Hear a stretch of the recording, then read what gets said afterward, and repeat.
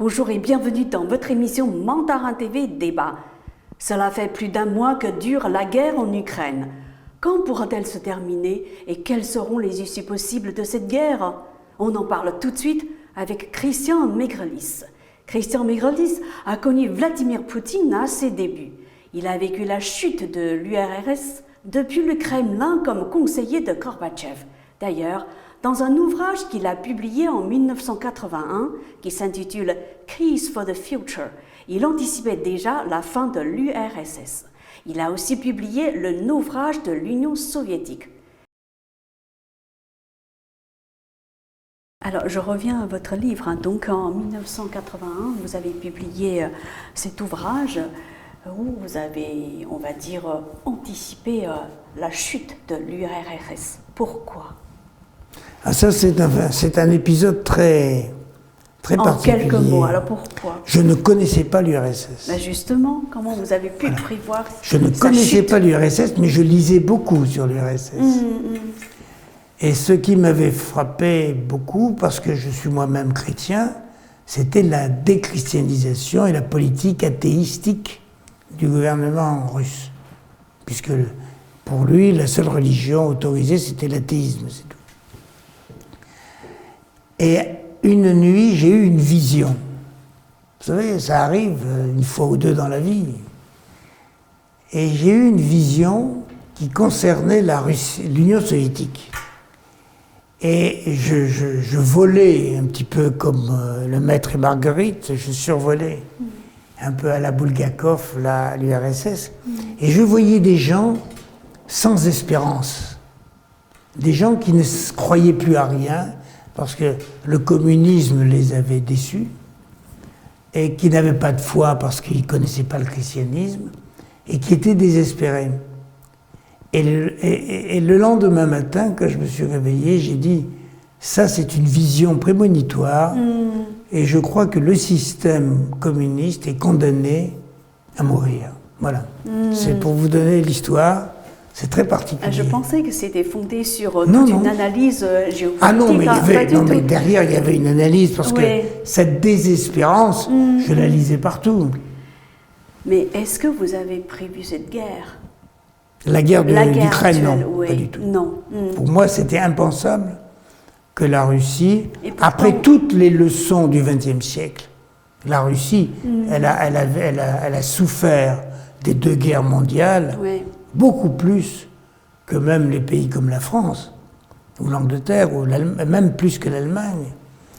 Et elle a été attaquée pratiquement sans déclaration de guerre par Hitler. Et je me disais, mais ça, ils se souviennent de ça, ils ne peuvent pas faire la même chose. Et quand j'ai vu... Ils sont meurtris dans leur chair. Mais quand j'ai vu qu'ils attaquaient l'Ukraine sans déclaration de guerre et sans provocation, il n'y avait pas eu de provocation non plus, ça m'a détruit tout ce que je pouvais imaginer de rationnel dans le raisonnement des dirigeants russes. Je pensais que c'était des gens qui avaient des réflexes rationnels, et là, on a plongé dans l'irrationalité complète. Et ça, j'ai pas compris. Alors après, il a expliqué que l'Ukraine était nazie, qu'on avait martyrisé les Russes du Donbass. Or, moi, les Russes du Donbass, je les connais. J'ai fait des usines dans le Donbass, à Gorlovka en particulier, qui est en plein milieu du Donbass. Je connais tous ces gens-là. C'est pas parce qu'ils parlent russe qu'ils ne sont pas ukrainiens. Voilà. Et ils n'ont jamais été martyrisés par les Ukrainiens. Il y a eu simplement un moment où on leur a dit le russe, c'est un dialecte pour nous et notre langue officielle, c'est l'ukrainien. Là, ils n'étaient pas contents. Ils auraient voulu avoir les deux langues. Et pourtant, à ce propos, moi, j'ai regardé une journaliste française, j'ai regardé le témoignage, on va dire, où ce qu'elle a filmé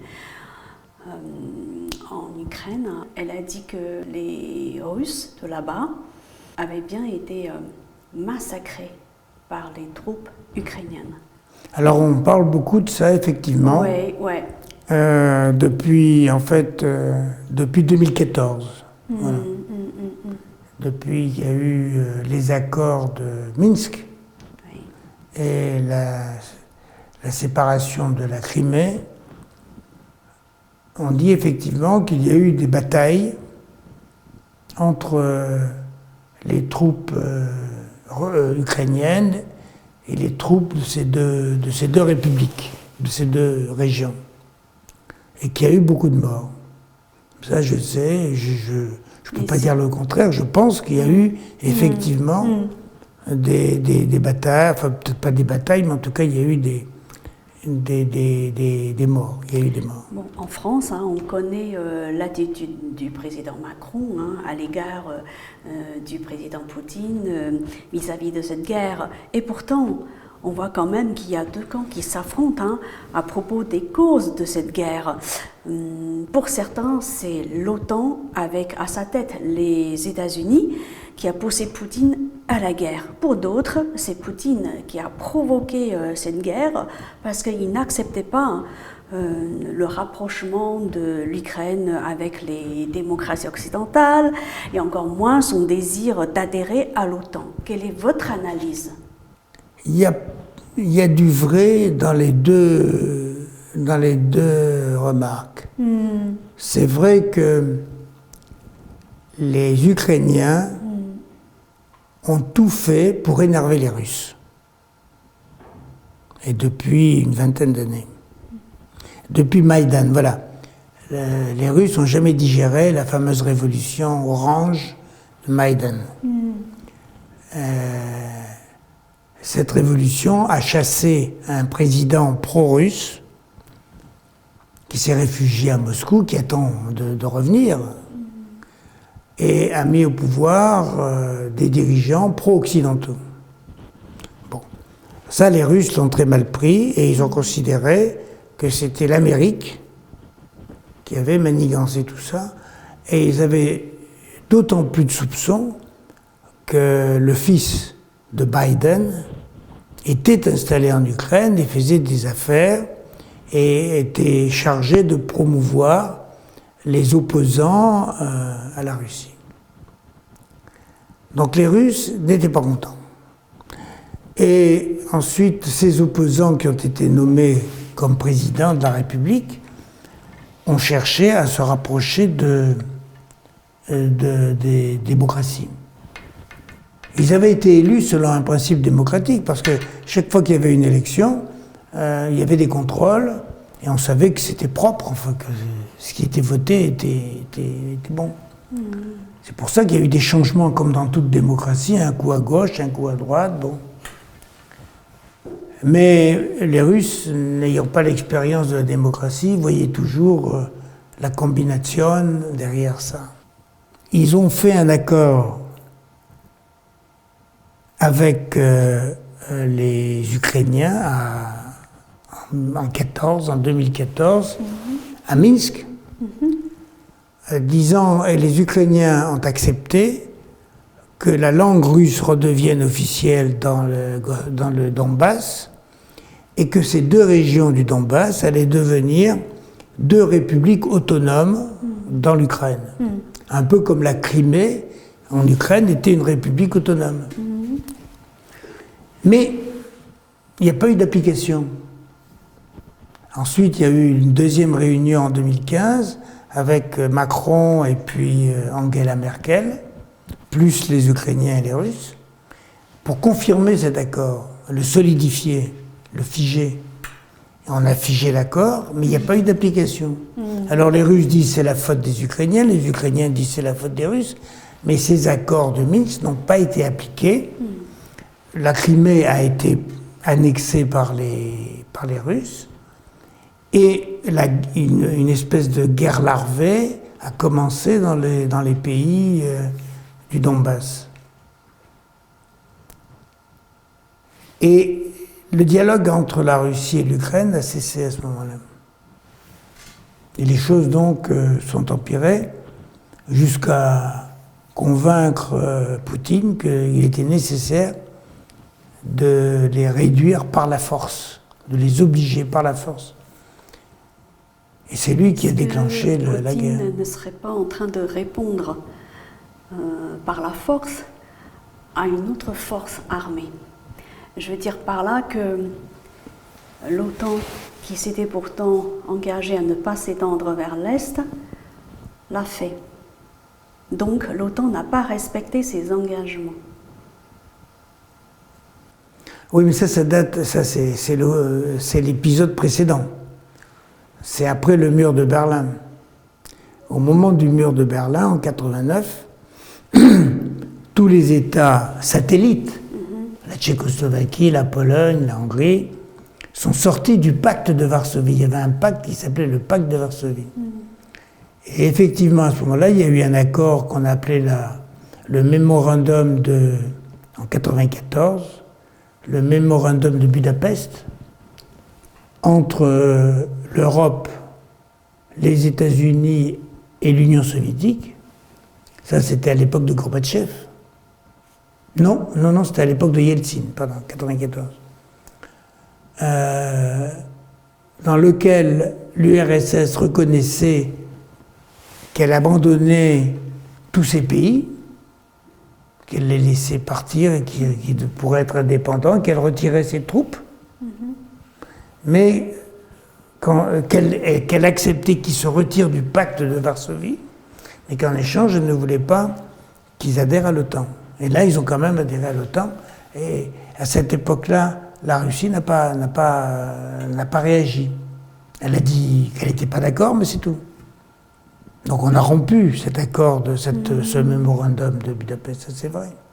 Maintenant que la guerre est là, elle est présente, omniprésente, quelles sont les issues possibles à votre avis? Est-ce qu'il faut qu'elle cesse? Il faut qu'elle cesse alors. Ouais. Moi je dis, on est dans un schéma actuellement qui est perdant-perdant.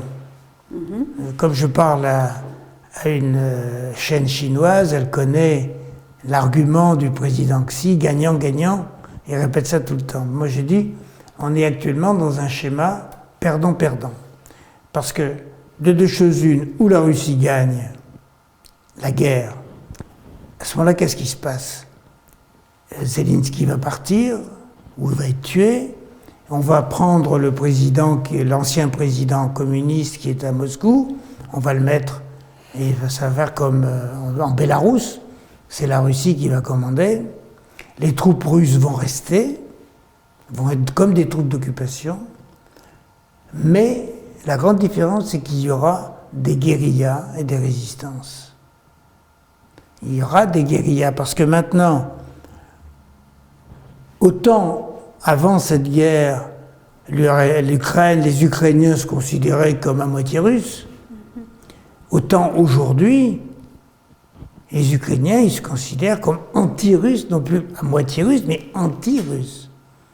Et ils vont créer des guérillas. Regardez l'armée ukrainienne, elle tient le coup contre les Russes. Donc il va y avoir des guérillas. Donc le pouvoir va être entre les mains d'une poupette, si vous voulez, d'un dirigeant fantoche, protégé par des troupes russes, mais l'armée ukrainienne, elle va se disloquer, elle va partir en guérilla, alimentée en armes et en munitions par les pays occidentaux. Donc ça va être un Afghanistan européen. En fait, c'est un scénario. Donc c'est perdant. Et en parallèle, eh bien, il y aura les sanctions économiques vis-à-vis de la Russie. Donc la Russie, elle va gagner théoriquement un territoire qui est l'Ukraine, mais un territoire qui va être son Afghanistan, qu'elle ne pourra pas pacifier. Et d'un autre côté, elle aura une crise économique monstrueuse avec les sanctions. Et pourquoi ça, c'est perdant. Beaucoup disent que Poutine n'a aucune intention d'envahir l'Ukraine, n'a aucune intention de laisser ses troupes en Ukraine. Là, j'ai décrit l'hypothèse où la Russie allait jusqu'au occuper l'Ukraine. L'autre hypothèse, c'est que on arrive à un settlement, un arrangement, ouais, On arrive à un arrangement. Par le biais de négociations. Par le biais de négociations, Ouais. avec une Ukraine qui reste indépendante, Par exemple. moins la Crimée, moins peut-être les républiques de Donbass, Ouais. et qu'elle accepte d'être neutre. Bon. Mais à ce moment-là, la Russie, elle va se trouver devant une crise économique qui aura été provoquée par les sanctions, parce que ça continuera, les sanctions ne vont pas s'arrêter comme ça. Et en plus de ça, elle aura perdu son prestige vis-à-vis de l'ensemble des pays du monde en apparaissant comme une puissance agressive. Un peu comme Hitler ou comme les Japonais. Puissance agressive, et il mettra 10 ans à se débarrasser de ça, ou 10 ans ou plus. Donc c'est perdant-perdant. Alors, la question qu'on se pose souvent, de plus en plus d'ailleurs, c'est que pourquoi la Russie a subi des sanctions, de très fortes sanctions de la part des Américains, des pays occidentaux. Pourquoi? Parce que pour les Occidentaux, pour les démocraties occidentales, la Russie c'est un pays qui envahit.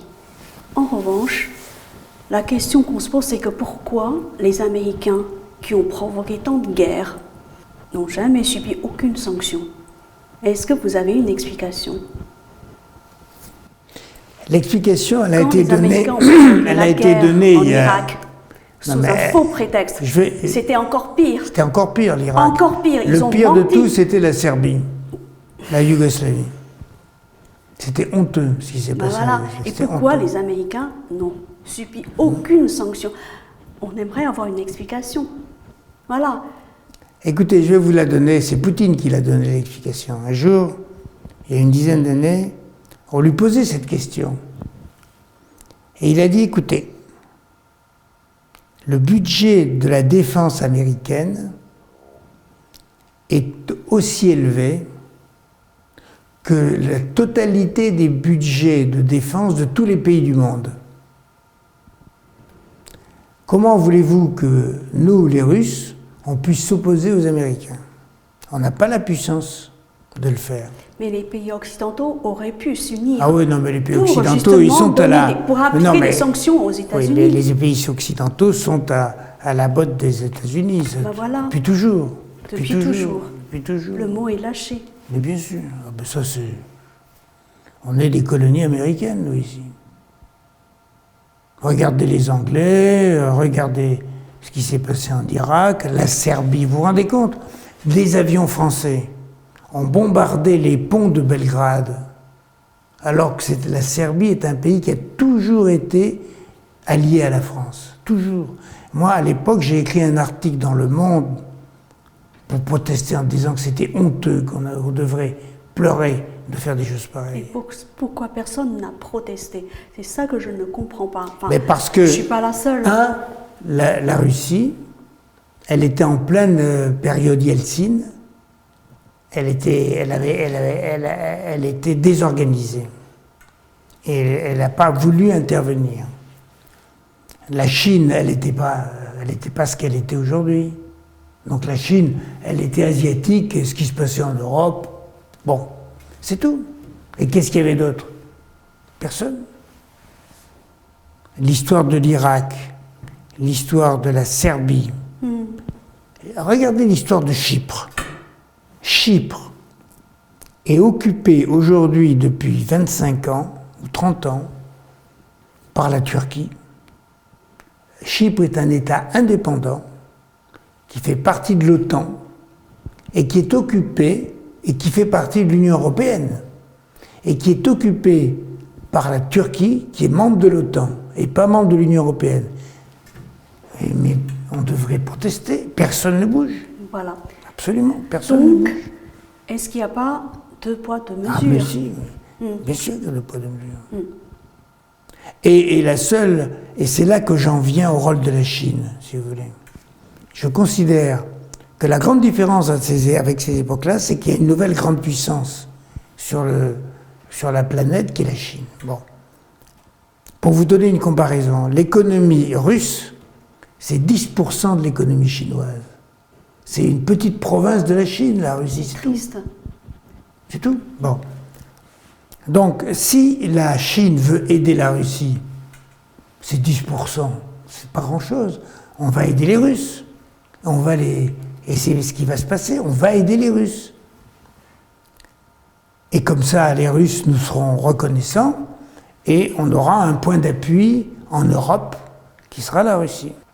La différence entre cette époque, donc l'ancien monde et le nouveau monde, c'est que la Chine est sur l'échiquier international et elle est stable, elle est solide, elle est forte. Bien. La Chine peut intervenir, elle doit intervenir dans ces affaires-là maintenant. Mais la Chine s'est déjà exprimée à plusieurs reprises. Hein. Oui, mais bon, elle n'a pas dit qu'elle était pour les Russes, elle n'a pas dit, elle est restée neutre. Mais c'est important qu'elle reste neutre. Parce que en restant neutre, on peut devenir des brokers, si vous voulez. Parce qu'on va dire, bon, on va regarder les intérêts des uns et des autres. Nous, on s'en fiche, que ce soit l'un ou l'autre, ça ne va pas toucher la puissance de la Chine. Donc si la Chine intervient dans le processus en disant, écoutez, il faut arrêter cette folie de la guerre. La Chine a déjà dit à plusieurs reprises qu'il faut cesser la guerre. Voilà. Là-dessus, la Chine n'a jamais été, n'est jamais restée dans l'ambiguïté. Oui, elle a dit absolument. clairement qu'il faut cesser la guerre. Elle a dit qu'il fallait cesser la guerre. Il faut passer par la voie du dialogue. C'est pour ça qu'elle est bien placée aujourd'hui pour dire, si vous voulez, moi, je serai un des arbitres. Mais à condition que ce que je dis soit appliqué. Je veux arbitrer ce conflit. Qui est d'accord pour que j'arbitre ce conflit? Et à ce moment-là, il faudra que les Américains ne disent pas non. Et ça, c'est difficile.